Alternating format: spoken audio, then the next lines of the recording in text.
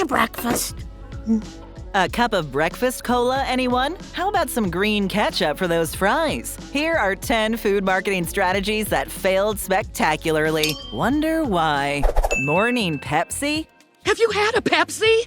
The Pepsi AM breakfast soda was a marketing strategy launched by Pepsi in 1989, targeting the breakfast market with a caffeine-infused version of their soda. The idea was that Pepsi AM would be a convenient alternative to coffee for people looking for a morning pick-me-up. However, the campaign was a flop, with consumers finding the idea of drinking soda for breakfast unappealing. The campaign didn't take into account consumer behavior and preferences, and the idea of having a carbonated drink in the morning simply did not align with what people were looking for in a morning beverage. Additionally, the caffeine content of Pepsi AM was not enough to compete with the amount of caffeine found in coffee, which is what most people turn to in the morning. As a result, Pepsi AM was quickly pulled from the market after only a few months, and the campaign resulted in a significant financial loss for the company. That's super sad. The Pepsi AM campaign failed because it didn't align with consumer preferences and it lacked the necessary research to understand what the market wanted. Tiger Woods, not so good for Gatorade. That's not Gatorade anymore.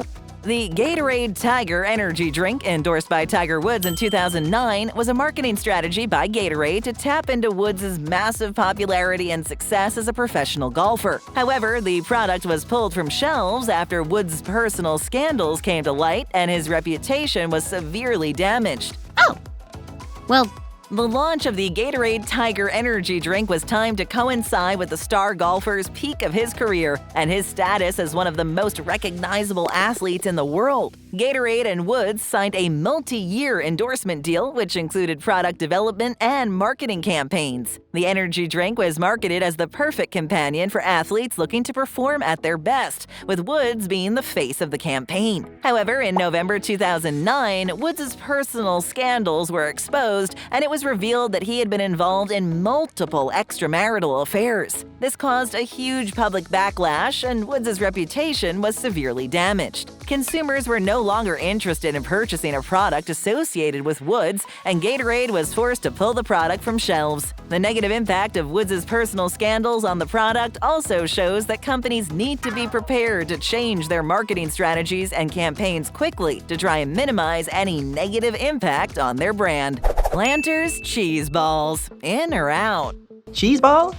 In the 1990s, Planters, the snack food brand mostly known for their peanuts and owned by Kraft Heinz, introduced a line of cheesy snacks called Cheez Balls and Cheez Curls. These snacks quickly gained popularity among consumers, becoming a nostalgic and beloved snack. However, in 2006, the company decided to discontinue the product line, leaving fans devastated. In 2018, Planters made a comeback with a social media campaign announcing the return of Cheez Balls and Cheez Curls. You're back? Oh!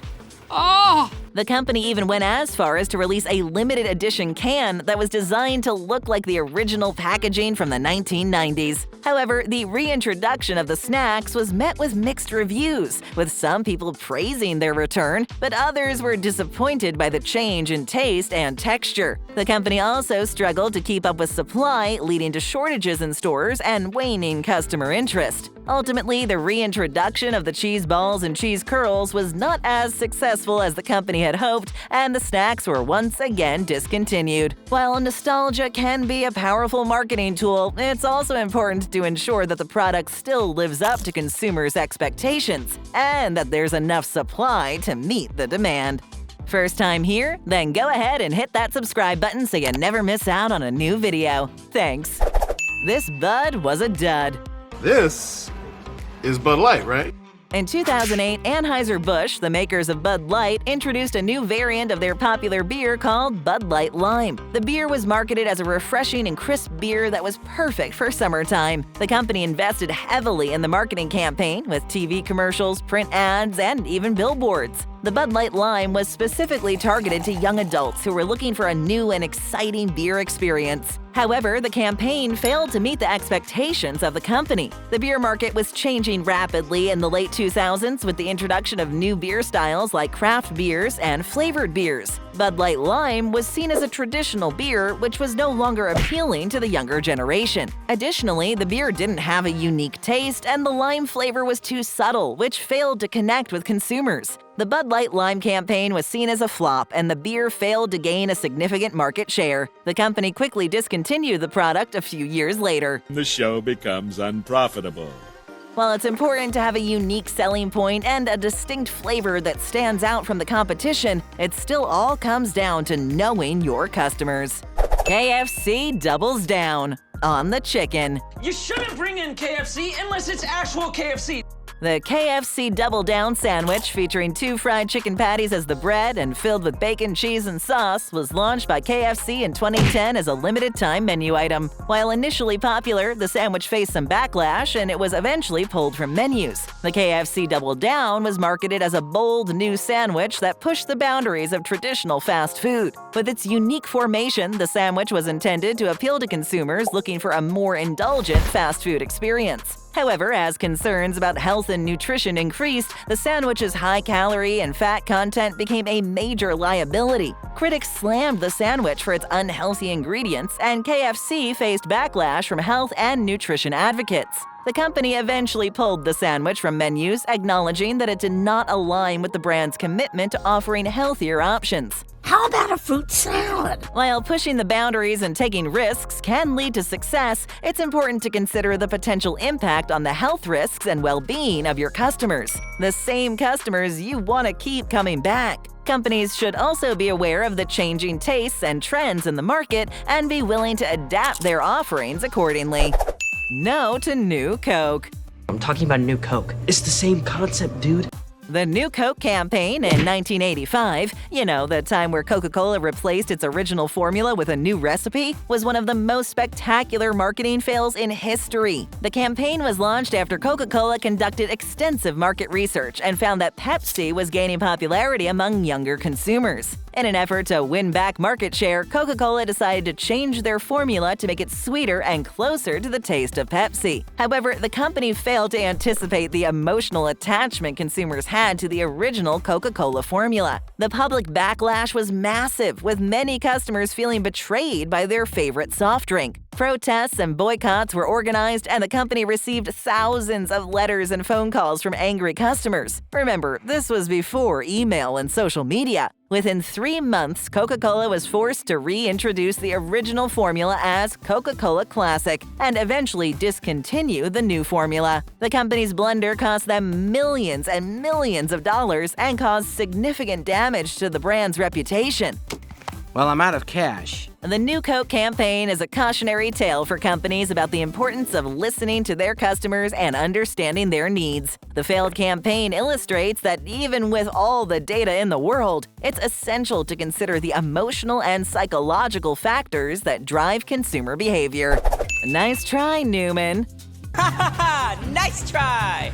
In the early 2000s, Newman's Own, the company founded by late actor Paul Newman and known for their all-natural salad dressings, launched a new product line called Newman's Own Light. The dressings were marketed as a healthier alternative to their original dressings with lower calories and fat content. The company invested in a nationwide advertising campaign to promote the new product line. However, the product failed to gain traction with consumers. The dressings were criticized for lacking flavor and not having the same taste as the original dressings. That's a lie. Additionally, the product line was marketed as a healthy alternative, but the dressings still contained high amounts of sugar and sodium. This led to confusion among consumers who expected a healthier product. So, as fate would have it, the Newman's Own Light product line was discontinued after a few years. Companies should always be transparent about their products and not mislead consumers with false health claims. Additionally, it's important to ensure that the products still taste good, even if it's marketed as a healthier alternative.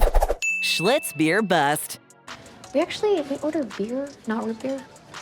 Schlitz, one of the oldest and most established beer brands in the U.S., introduced a new line of beer called Schlitz Bull in the 1970s. The beer was marketed as a bold and robust malt liquor, continuing in the tradition of the company's slogan, "The beer that made Milwaukee famous." The company invested heavily in the marketing campaign with TV commercials, print ads, and even billboards. Schlitz Bull was specifically targeted to young and adventurous beer drinkers who were looking for a new and exciting beer experience. However, the campaign failed to meet the expectations of the company. The beer market was changing rapidly in the 70s with the introduction of light beers and new beer varieties. Schlitz Bull was seen as a traditional beer, which was no longer appealing to the younger generation of the time. Additionally, the quality of the beer was not up to par with the competition, and Schlitz had a hard time keeping up with the new trends in the beer industry. The Schlitz Bull campaign was quickly seen as a flop, and the beer failed to gain a significant market share. The company filed for bankruptcy in 1982,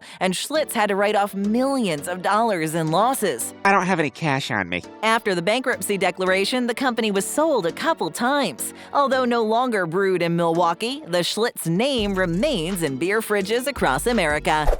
McD's McAfrika McBlunder. Even though McDonald's owns Yale now, The McAfrika burger was a limited-time menu item launched by McDonald's in Norway in 2002, while a famine was going on in Africa. The burger was made with beef, cheese, and a spicy sauce, and was marketed as having an African-inspired flavor. However, the burger's name and timing were met with widespread criticism for being culturally insensitive and inappropriate. Sorry, is that rude? Is it? The burger's name, McAfrika, was seen as trivializing the serious issue of famine in Africa, and its launch during a time of crisis was seen as insensitive to the plight of the African people. The campaign received significant media coverage, resulting in public backlash, with many customers and organizations calling for the burger to be withdrawn from the menu. McDonald's issued an apology for the insensitivity of the campaign and withdrew the McAfrika burger from the menu. The company acknowledged that the timing and name of the burger was inappropriate and that they should have been more sensitive to the cultural context of the situation. The McAfrika incident serves as an important reminder for companies to be mindful of cultural sensitivity when launching products in different countries.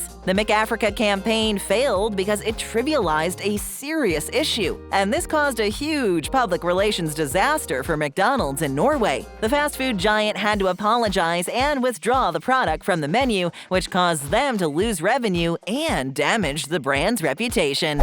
Green and purple ketchup? Why? Yeah, why? Heinz, one of the most popular ketchup brands in the world, introduced a new line of ketchup called Heinz Easy Squirt in the year 2000. The ketchup was designed to appeal to kids and parents alike, with the idea being that the fun and vibrant colors would make mealtime more exciting and interesting. The ketchup came in a variety of colors, such as blasting green and funky purple, and was marketed as a way to add color and fun to meals. Well, this is new.